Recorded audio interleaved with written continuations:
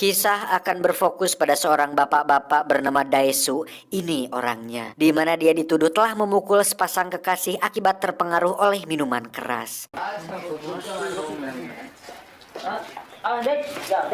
Tak lama muncullah sahabat Daesu yang menjaminnya agar bisa bebas untuk kemudian menelepon istrinya dan mengatakan bahwa dia akan segera pulang dan memberi kejutan kepada putri kecilnya yang kebetulan sedang ulang tahun. 여보세요, 연희가. 삼촌이야, 삼촌. 추가이 삼촌이야. Ketika si sahabat sedang mengucapkan selamat ultah pada anaknya Daesu, dia pun terkejut ketika melihat Daesu tiba-tiba sudah menghilang entah kemana, di mana ini merupakan awal dari sebuah mimpi buruk skala panjang yang akan dialami oleh Daesu. Dan inilah Old Boy. 여수야, 니 전화 받아.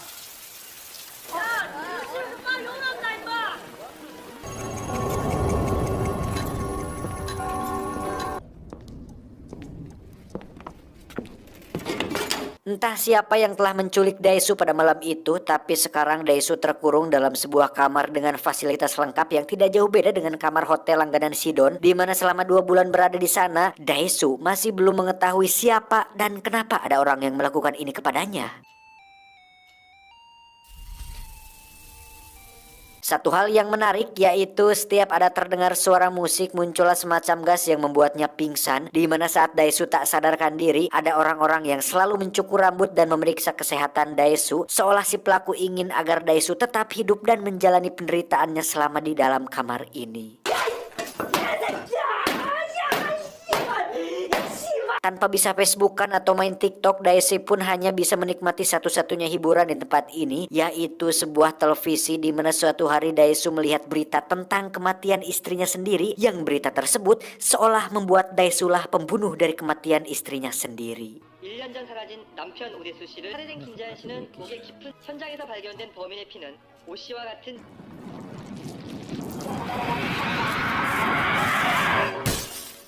Tekanan mental yang dialami membuat Daesu sering mengalami delusi, di mana dia sempat mencoba bunuh diri, tapi nampaknya si pelaku tidak ingin agar Daesu cepat mati.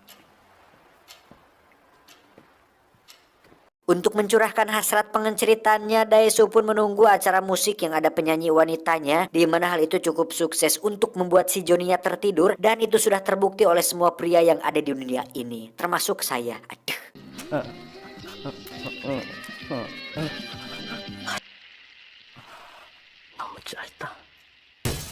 Tak ingin terus terpuruk, Daesu pun mulai menulis setiap nama orang yang mungkin saja telah dia jahati atau disakiti hatinya, kemudian menggambar bentuk manusia di dinding untuk kemudian memukul gambar orang pada dinding tersebut sebagai sebuah persiapan untuk membalas dendam kepada orang yang telah melakukan ini kepadanya.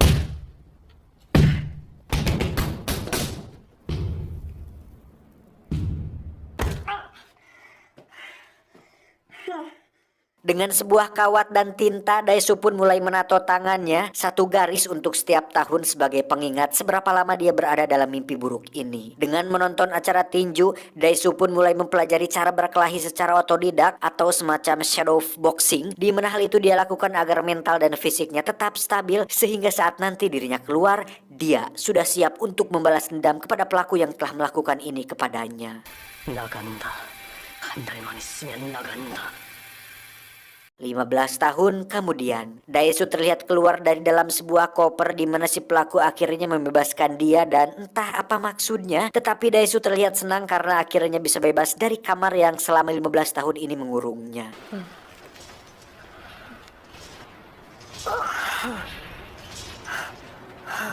Saat turun dari gedung menggunakan lift, Daesu pun seenaknya mengambil kacamata milik seorang wanita untuk kemudian dia berjalan entah kemana dan lagi-lagi berbuat seenak jidat dengan mengambil sebatang rokok dari mulut seorang pemuda berandalan.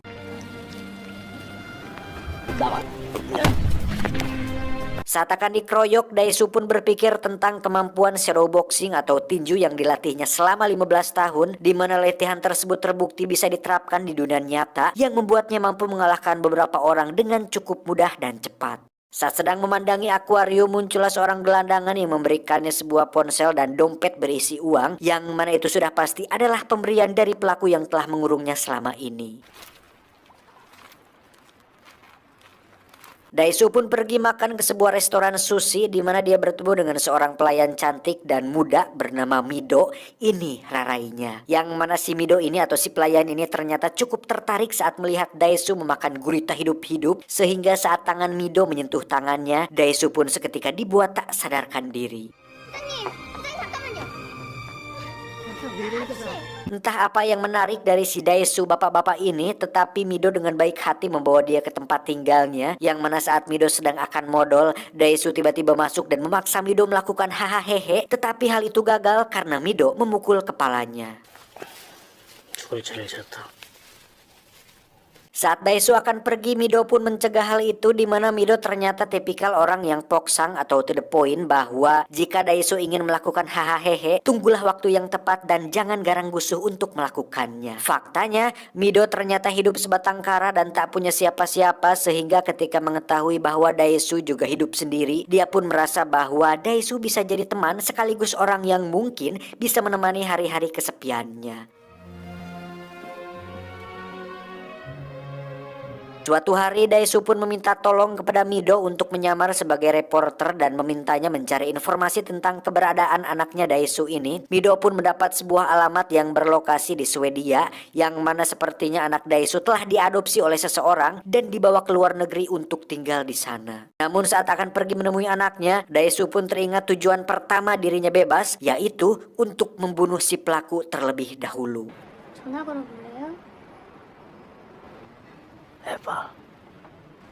아니, 그 새끼 잡아 죽인 다음에. Satu-satunya petunjuk yang bisa mengarahkan Daesu ke si pelaku adalah makanan yang biasa dia makan selama 15 tahun, yakni pangsit, di mana dia mendatangi setiap restoran pangsit yang ada di kota tersebut, dan selama 15 tahun mengkonsumsinya, Daesu tidak akan pernah lupa dengan rasa pangsit tersebut. 15년 먹은 맛을 잊을 수는 없으니까. Alhasil ditemukanlah restoran pangsit yang sama seperti yang pernah dia rasakan, di mana Daesu mengikuti salah satu kurir restoran tersebut yang mengantarkan pangsitnya ke gedung tempat dia dikurung selama 15 tahun tersebut.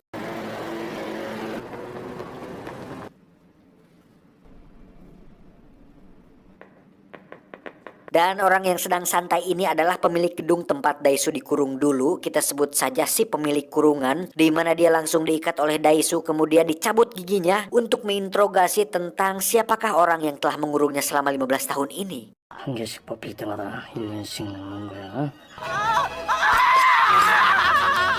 Terjadi sebuah pertarungan satu lawan banyak orang yang merupakan anak buah si pemilik kurungan, di mana Daesu dengan kerennya menghajar semua preman menggunakan sebuah palu, dan walaupun dirinya sempat ditusuk pisau di bagian punggung, Daesu masih bisa tetap berdiri dan mengalahkan semua penjahat tersebut.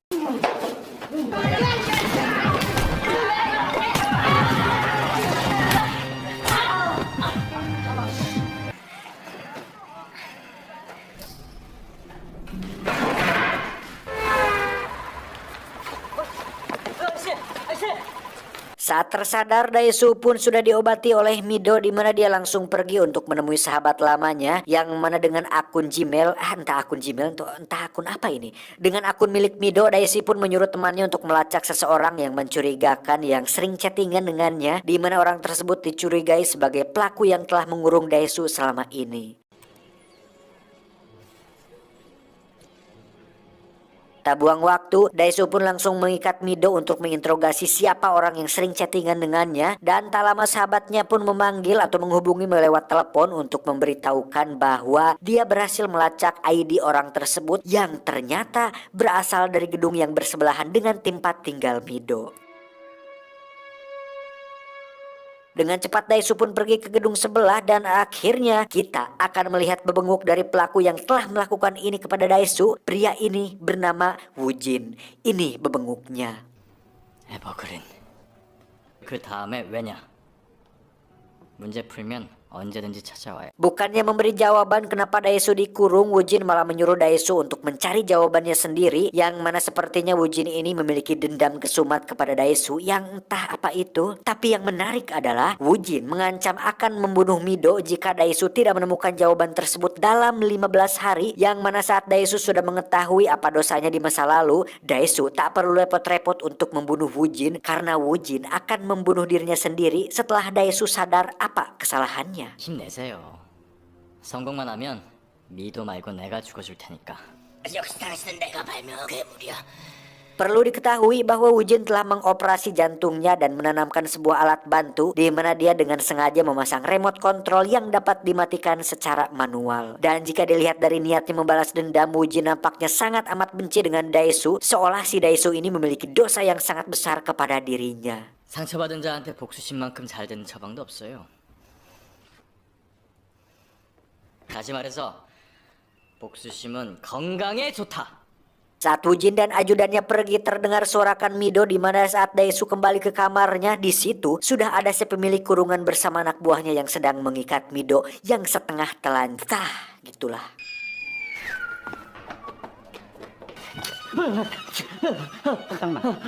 Saat si pemilik kurungan akan membunuh Daesu, tak lama muncullah si ajudan Wujin memberikan sekoper uang kepada si pemilik kurungan, di mana uang tersebut adalah sebagai ganti atas nyawa si Daesu ini karena Wujin tidak ingin Daesu mati sebelum menyadari apa kesalahannya. 가자.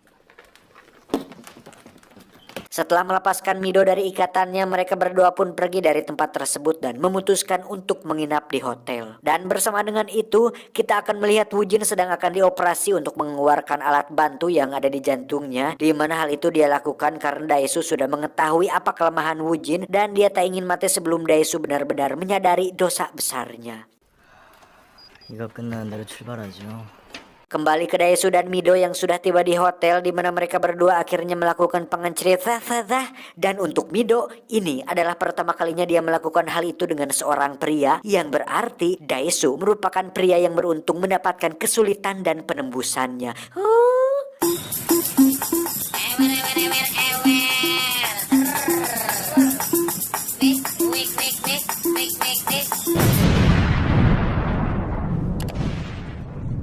Saat bangun di pagi hari, mereka berdua pun melihat sebuah kotak berisi tangan si pemilik kurungan, di mana hal itu sengaja dilakukan oleh Wujin sebagai ganti atas insiden semalam karena si pemilik kurungan sempat menyentuh teteknya si Mido, yang mana hal itu membuat Daesu emosi.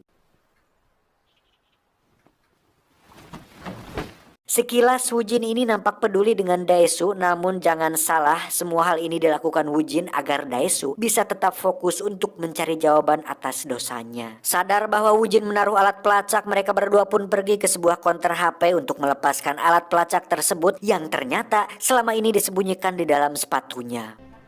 죽을 때까지 안 가르쳐주면서 죽을 때까지 굴려먹으려고. Selanjutnya Mido langsung mencari tentang segala sesuatu hal yang berhubungan dengan Wujin dan menemukan sebuah alamat sekolah yang merupakan bekas sekolah Daesu waktu masih SMA dulu. Nah, mulai terungkap nih.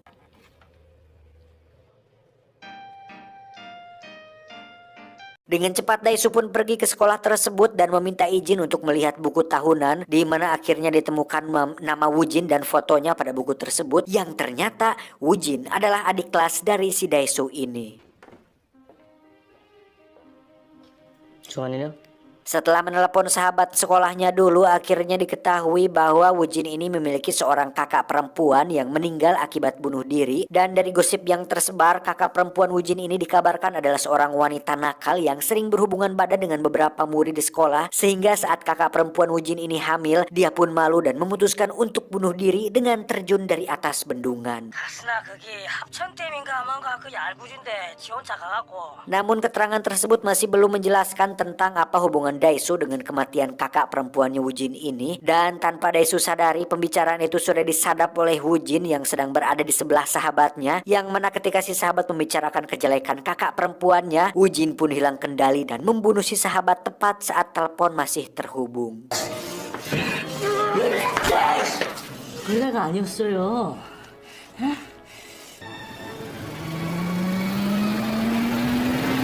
Tak ingin buang waktu, Daesu dan Mido pun pergi menemui si pemilik kurungan untuk mengajaknya kerjasama demi membunuh Wujin, di mana si pemilik kurungan ternyata juga memiliki dendam kepada si Wujin atas tangannya yang putus. Dan setelah mengembalikan cincin si pemilik kurungan yang ada pada potongan tangannya tadi, Daesu pun menitipkan Mido di tempatnya, sedangkan dia akan mencari Wujin untuk menghabisinya dengan tangannya sendiri. 7월 5일이 지나도 내가 돌아오지 않으면 쟤 그냥 내보내줘. Tapi sebelum pergi ke kediaman Wujin, Daesu pun terlebih dahulu menemui salah satu warga yang ada di dekat sekolah tersebut untuk menanyakan tentang seperti apakah sosok kakak perempuannya si Wujin ini dan seperti apa gosip yang tersebar sebenarnya, di mana Daesu akhirnya dapat mengingat kejadian saat dirinya masih berada di sekolah tersebut. 따르릉 따르릉 큰일 납니다. Ketika itu tepat hari di mana Daesu akan pindah sekolah, dia pun bertemu dengan seorang wanita yang merupakan kakak perempuannya Wujin, yang mana saat si wanita pergi, Daesu pun mengikutinya dan tak sengaja melihat si wanita tengah bersama seorang pria yang sedang memotretnya, untuk kemudian dia melihat si pria itu melakukan hal yang tidak senonoh, tetapi si wanita atau kakak perempuannya Wujin ini nampak seperti menerima perlakuan enak tersebut.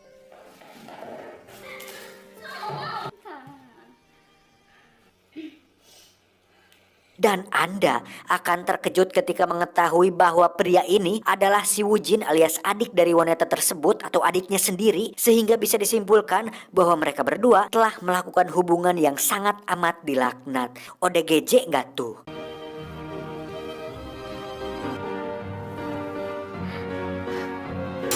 Masalahnya, saat hari di mana Daesu akan pindah, dia pun menceritakan kejadian tersebut kepada salah satu sahabatnya yang masih sekolah di sana, sehingga hal itu menjadi perbincangan semua orang di sekolah, sehingga tersebarlah sebuah gosip bahwasannya si wanita hamil oleh adiknya sendiri alias si Wujin, yang membuat si wanita malu dan memutuskan untuk bunuh diri.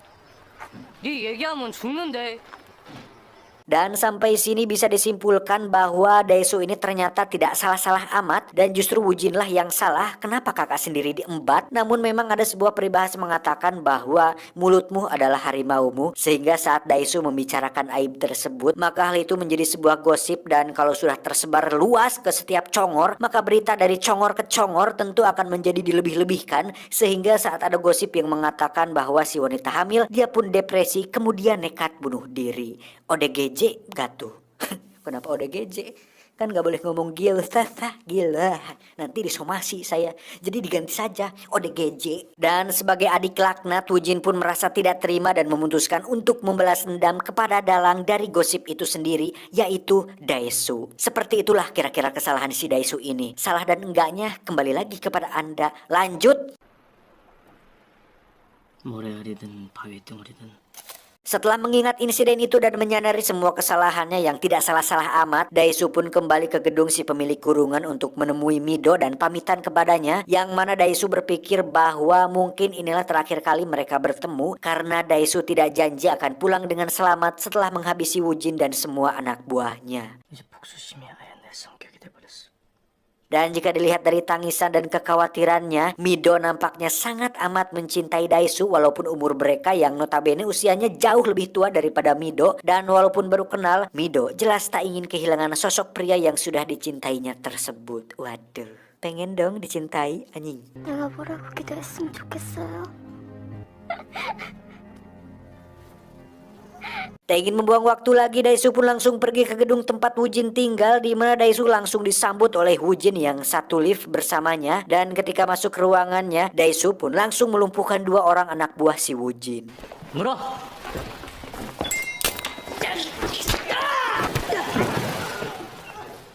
Dan ketika pada detik-detik terakhir ini, Wujin pun tetap kekeh bahwa Daesulah penyebab kematian kakak perempuannya, walaupun dia sendirilah yang awal dari semua gosip itu terjadi. Dan selanjutnya, Wujin pun menceritakan semua skenario balas dendam yang sudah dilakukan Wujin kepada Daesu, yang mana rencana balas dendam ini sudah direncanakan Wujin selama bertahun-tahun sejak kematian kakak perempuannya, dan terbilang sebuah rencana yang cukup cerdas dan matang.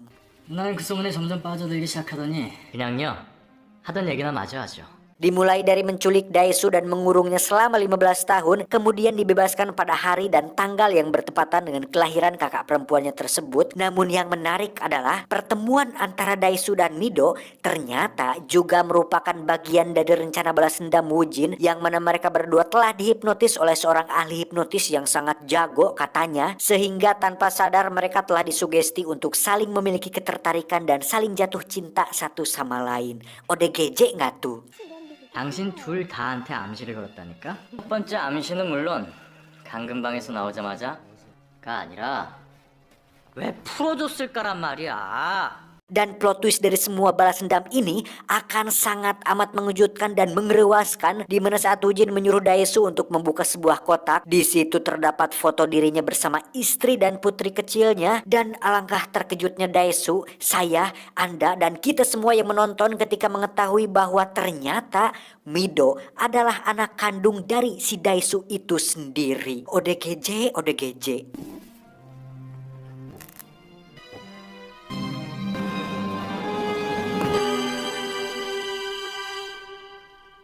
Menyadari bahwa dirinya telah menggadabah putrinya sendiri atau darah dagingnya sendiri, Daesu pun emosi kemudian menyerang Woojin, namun berhasil dicegah oleh ajudannya sehingga terjadi pertarungan yang membuat si ajudan tewas.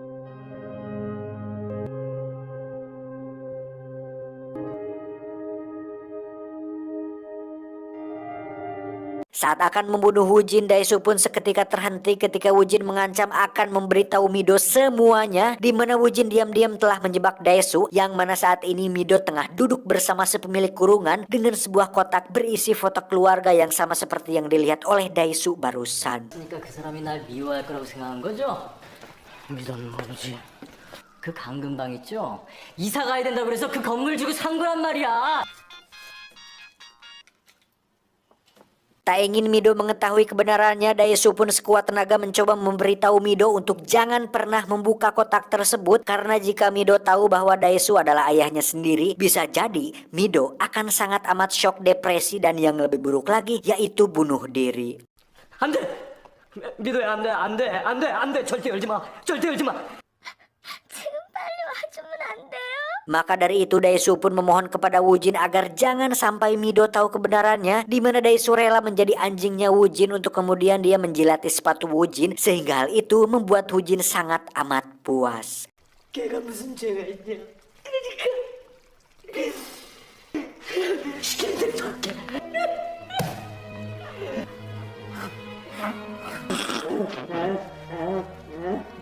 Merasa itu tak cukup untuk membuat Woojin memaafkannya, Daesu pun mengambil sebuah gunting kemudian memotong lidahnya sendiri agar si Woojin ini puas, untuk kemudian dia memohon agar Woojin menelepon si pemilik kurungan dan memintanya untuk jangan membuka kotak tersebut.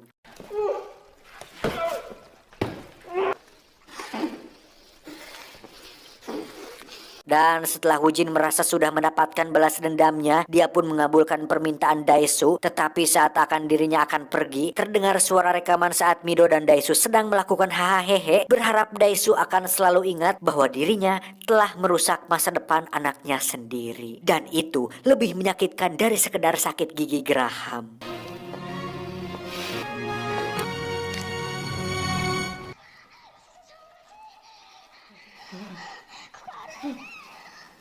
Saat berada di lift, Woojin pun menangis karena walaupun dia sudah mendapatkan balas dendam yang dia inginkan, dia tetap tidak bisa membuat kakak perempuannya kembali hidup. Dan karena dia sadar betul bahwa semua ini adalah akibat Woojin sendiri yang tidak bisa mengendalikan hawa nafsu dan si Johnny-nya ketika di ruang sekolah waktu itu, Woojin pun bunuh diri dengan cara menembak kepalanya sendiri. 나 기억해줘야 돼.